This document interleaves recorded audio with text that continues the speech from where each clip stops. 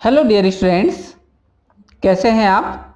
आज की हमारी क्लास होगी इंट्रोडक्शन ऑफ बायोटेक्नोलॉजी कि आखिर बायोटेक्नोलॉजी है क्या।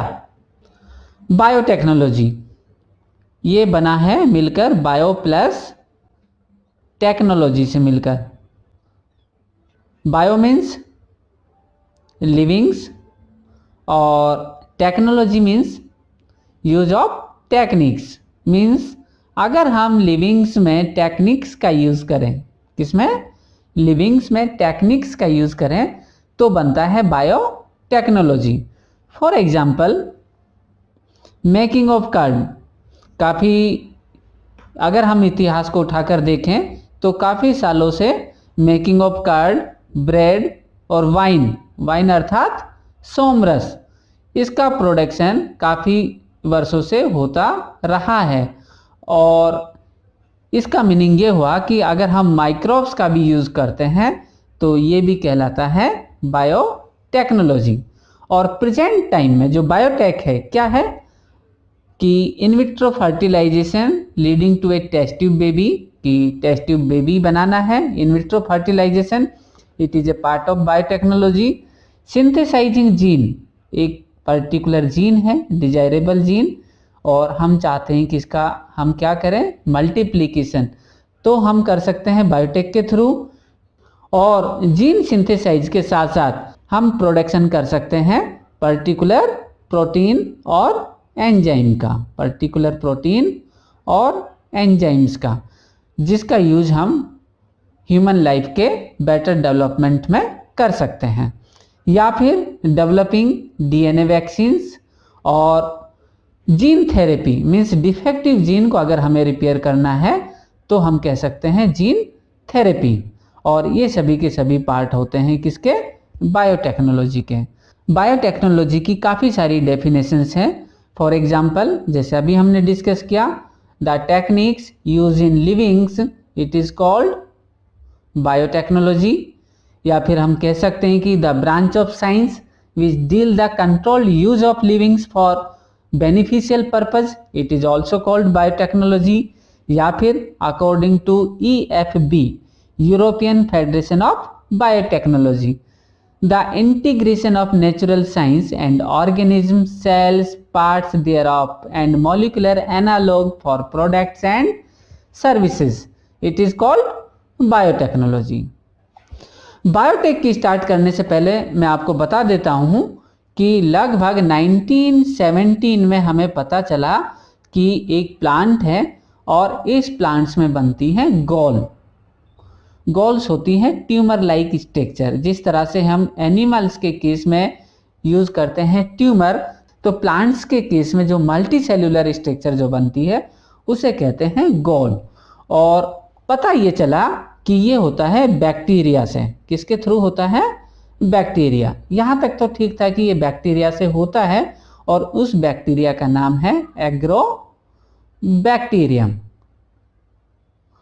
और ये एग्रोबैक्टीरियम ये कॉज करता है क्या, गॉल मीन्स कैंसरस ट्यूमर।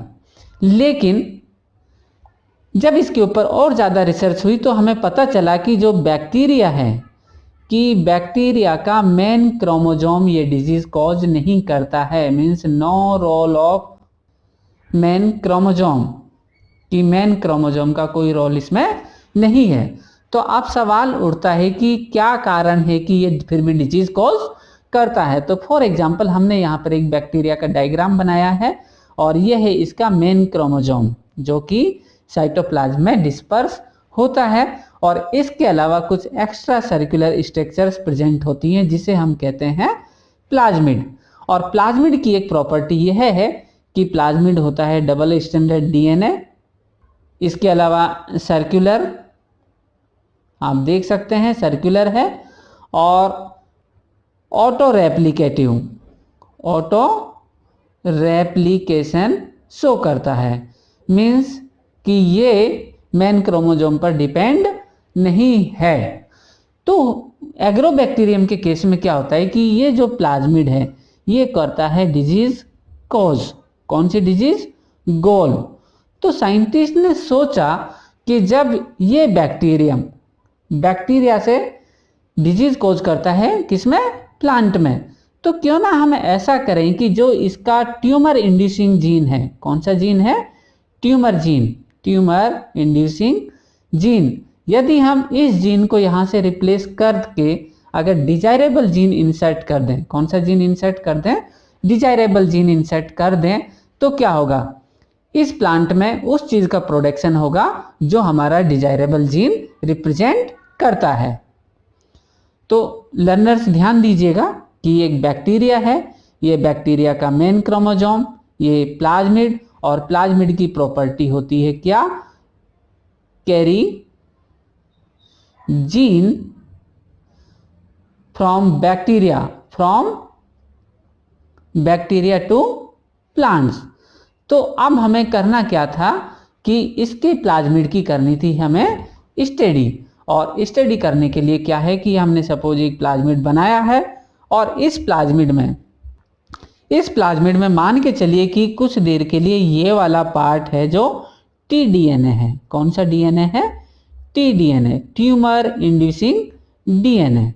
और हम क्या करेंगे कि इस टीडीएनए को तो यहाँ से हटा देंगे, और इसे रिमूव करने के बाद में हम क्या करते हैं, अटैच करते हैं डिजायरेबल जीन, क्या अटैच करते हैं, डिजायरेबल जीन। और जैसे ही डिजायरेबल जीन इंसर्ट होगा, then it insert in microbes, plants and animals. तो हमारा डिजायरेबल जीन क्या करता है, इनमें एक्सप्रेस होगा। इसके बाद एक टर्म आती है, देखिए प्लाज्मिड हो गया हमारा, वेक्टर भी क्या है, plasmid having a capacity to transfer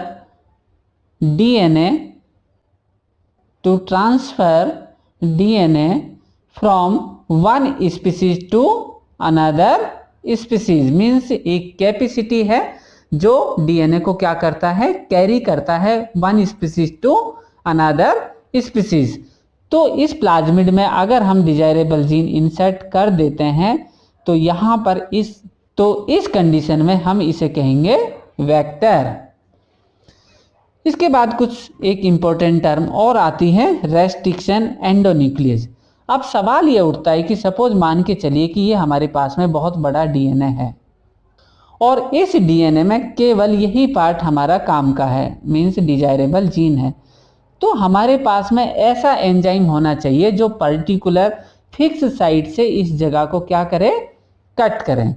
तो इसके लिए यूज करते हैं हम रेस्ट्रिक्शन एंडोन्यूक्लियस एंजाइम। और ये एंजाइम करते क्या है, इनका मेन फंक्शन क्या है, दे कट डीएनए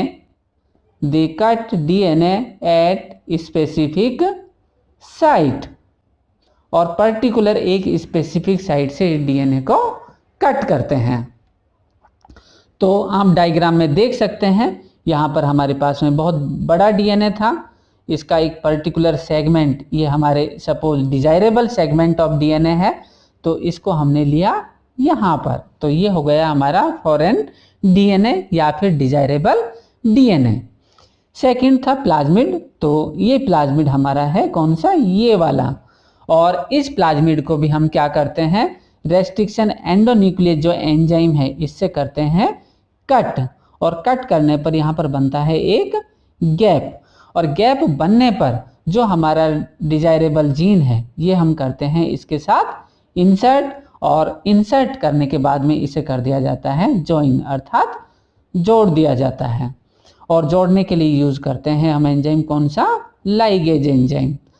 तो इस प्रोसेस में ध्यान दीजिएगा कि यहाँ पर ये जो हमारा वेक्टर बना है, क्या बना है, ये वेक्टर विद डिजायरेबल जीन, और इस वेक्टर को हम क्या करते हैं, इंट्रोड्यूस करते हैं बैक्टीरिया में, या फिर प्लांट सेल, या फिर हम कर सकते हैं इसे एनिमल सेल में।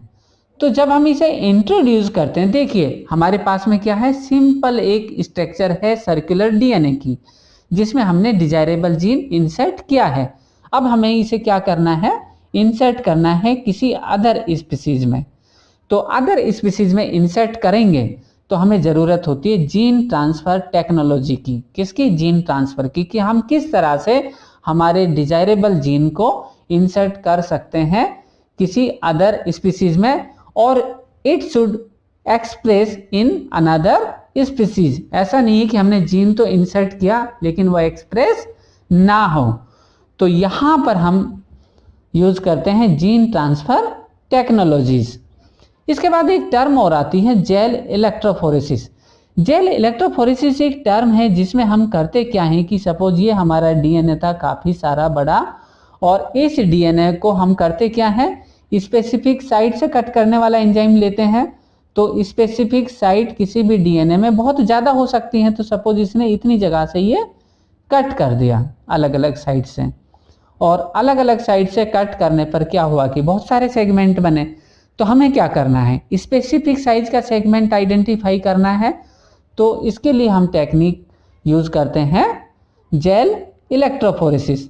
और इस जेल इलेक्ट्रोफोरेसिस में यहाँ पर इस जगह पर हम लोड करते हैं सैंपल, और जैसे ही हम सैंपल लोड करते हैं तो इसमें सप्लाई करते हैं इलेक्ट्रिक की, इधर ये नेगेटिव पोल इधर ये पॉजिटिव पोल।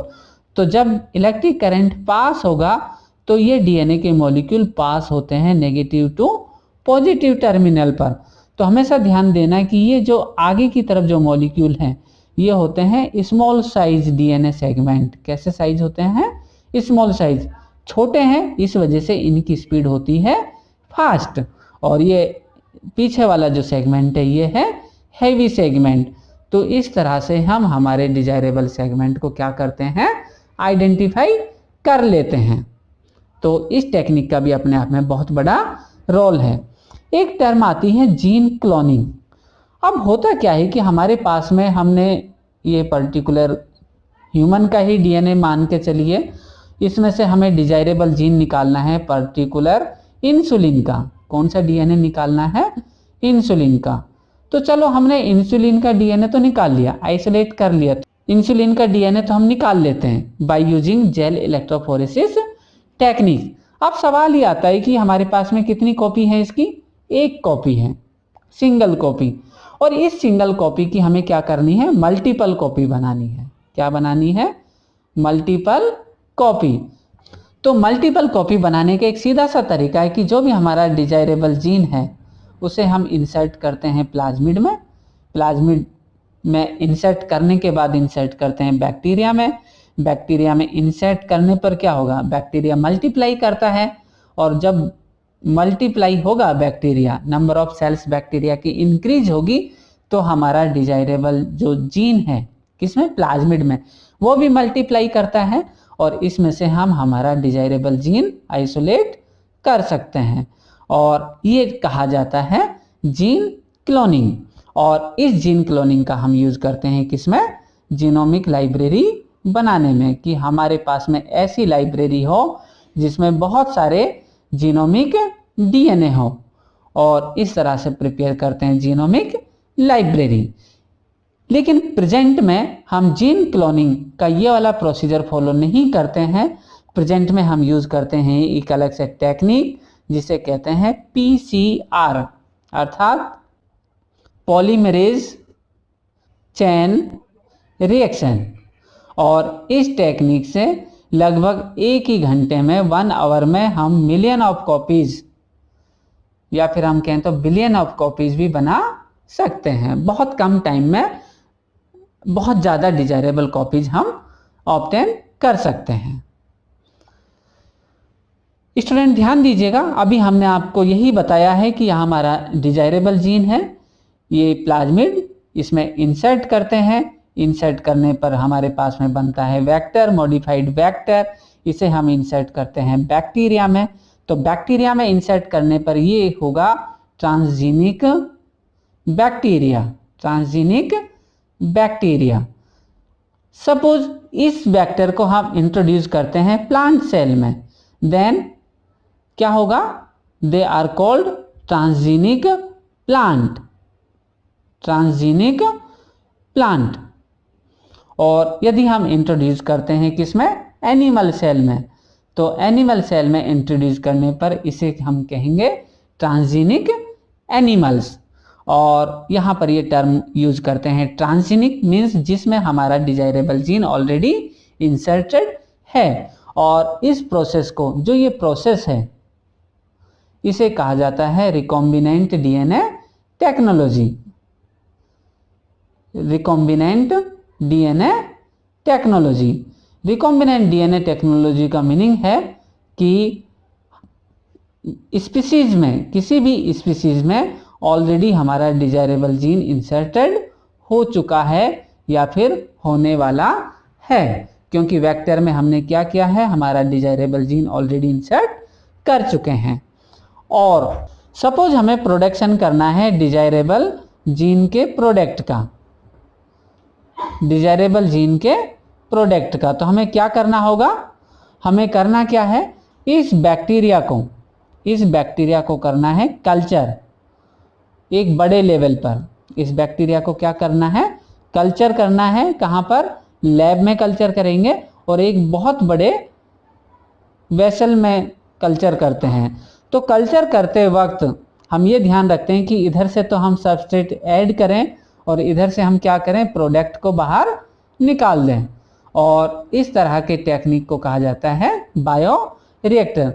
तो डियर स्टूडेंट, ध्यान दीजिएगा कि बायोटेक कुछ भी नहीं है, केवल टेक्निक्स और टेक्निक्स का ग्रुप है, जिसमें अकॉर्डिंग टू क्लास 12th हम डिस्कस करेंगे plasmid, vector, restriction endonuclease, means जो डीएनए को स्पेसिफिक साइड से कट करते हैं, और कट करते हैं तो ये किस तरह से डीएनए को कट करते हैं, जीन ट्रांसफर टेक्नोलॉजीज कि किस तरह से जीन को हम ट्रांसफर कर सकते हैं, जेल इलेक्ट्रोफोरेसिस कि डीएनए सेगमेंट को किस तरह से हम सेपरेट करते हैं, जीन क्लोनिंग और पीसीआर कि हाउ टू फॉर्म और amplify the specific segment of DNA, transgenic animals, plants and microbes कि ट्रांसजेनिक एनिमल्स, प्लांट्स और माइक्रोब्स हम कैसे बनाते हैं और इनका क्या यूज है, सिग्निफिकेंट यूज, और बायो रिएक्टर जिसमें हम सेल्स या माइक्रोब्स को कल्चर करते हैं for production of desirable product. Dear students, हमारा नेक्स्ट वीडियो जो होगा वो इन टॉपिक्स पर बेस्ड होगा और हम एक एक टर्म के बारे में, एक एक टेक्निक के बारे में डिटेल में डिस्कस करेंगे हमारे नेक्स्ट वीडियोज में। उम्मीद है आपको हमारा ये वीडियो अच्छा लगा होगा, और अच्छा लगा है तो please like, share and subscribe our channel. Thank you.